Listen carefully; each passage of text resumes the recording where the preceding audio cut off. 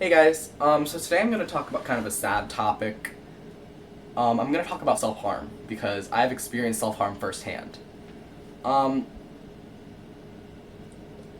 I don't know how to start this. It's kind of just like I want to talk about how you avoid doing it, but at the same time I want to talk about how it feels to be someone who self-harms. I'm going to talk about that. Okay, self-harming is something that I learned from Tumblr. I never knew what it was or how to do it until I got a Tumblr.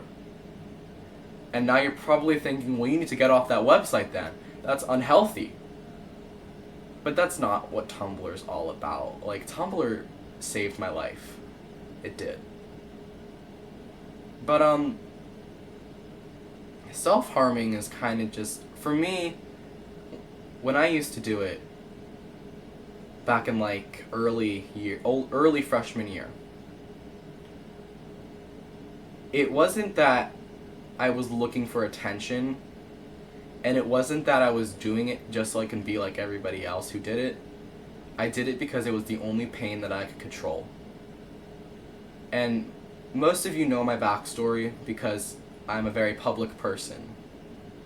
But if you don't, when I was in the 7th grade, my mom died from some skin disease that affected her lungs.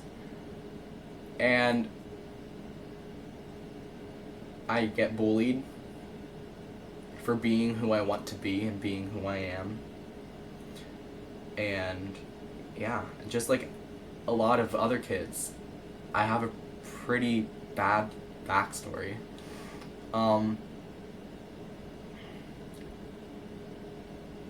I just want everyone who self-harms to know this. And I know a lot of you hate hearing these words. I hate hearing these words. But it gets better. Now, I know you're thinking, Thomas, that's so cliche. Why would you even say that? Well, I say it because it's true. It's gotten better for me. If you self-harm, you need to throw away every single thing that can inflict pain on you. Purposely. Because there are nights when you will sit in your bed and you will be crying your eyes out, and you will just look over to that blade and you will pick it up and you will slice your skin. And there are nights when everything feels okay and everything feels good and everything feels better and you're like, I'm finally getting better, this is so great. But then the next night, you're back to rock bottom. And that's what my self-harming experience is like, is that it's up and down and up and down and up and down. And that is why I was diagnosed with depression, because of that up and down and up and down and up and down. That's also why my therapist thinks I might have bipolar disorder because of that. But I'm not going to let my depression and my possible bipolar slow me down and make me not be who I am. Yeah. And I'm on medication. I take my medication daily. And I've gotten better. I've gotten a lot better. If you're close with me, then you remember how bad my freshman year was for me. You would know that I would have a panic attack every day in class.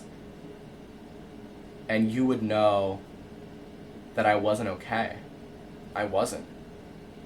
And a lot of you, this is like, the question I get the most is, Thomas, where did you go for those last 5 weeks of school? I dropped out. Because, well, I didn't drop out of school forever. Like, I'm coming back next year.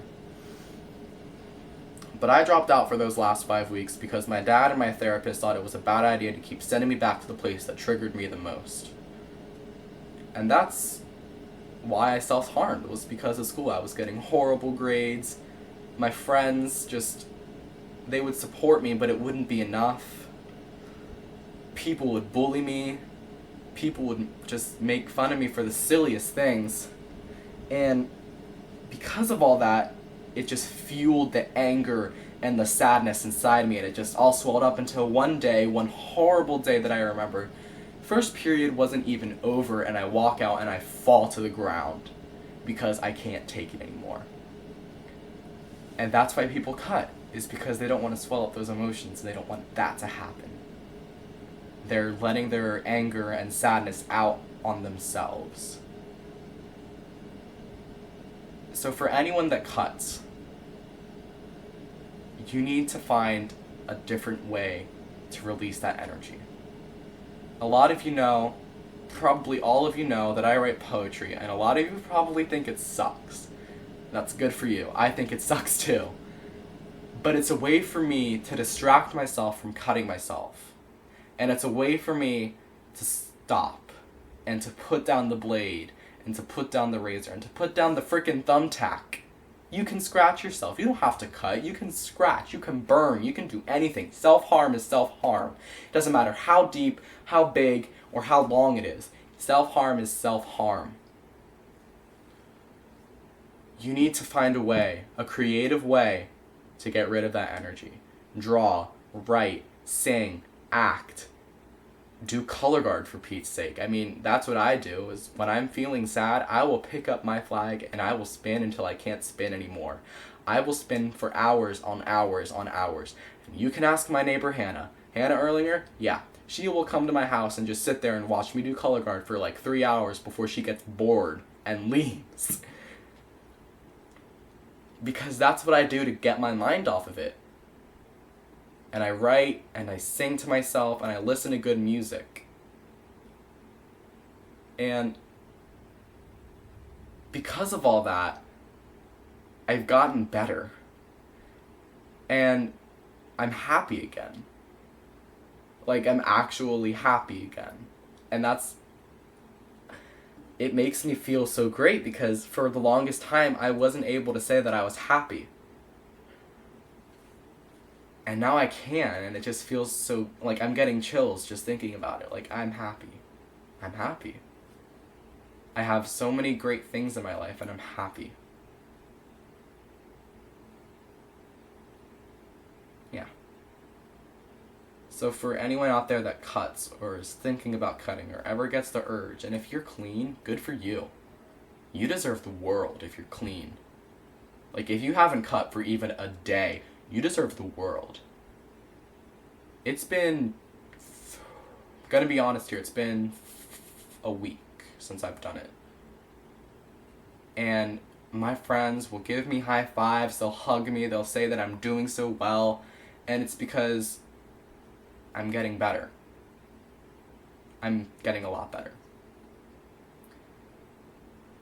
So, if you ever cut, just know that I am here for you. I will talk to you at 3 a.m. if I have to. If you need someone, you can always come to me. I will always be here for you. No matter who you are, no matter what race, what age, what gender, what sexual orientation, what anything. I don't care if you're an asexual transgender female who identifies as a male.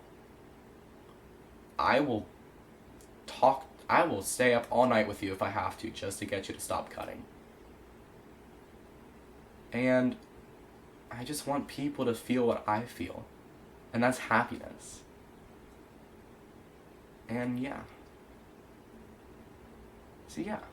That's all I had to talk about. I just had to get all that off my chest and say, be happy, be who you are, you know. So yeah.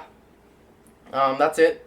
I will see you guys in the next video, because I'm going to start making YouTube videos, and I'm just going to rant. So yeah. Peace out, girls.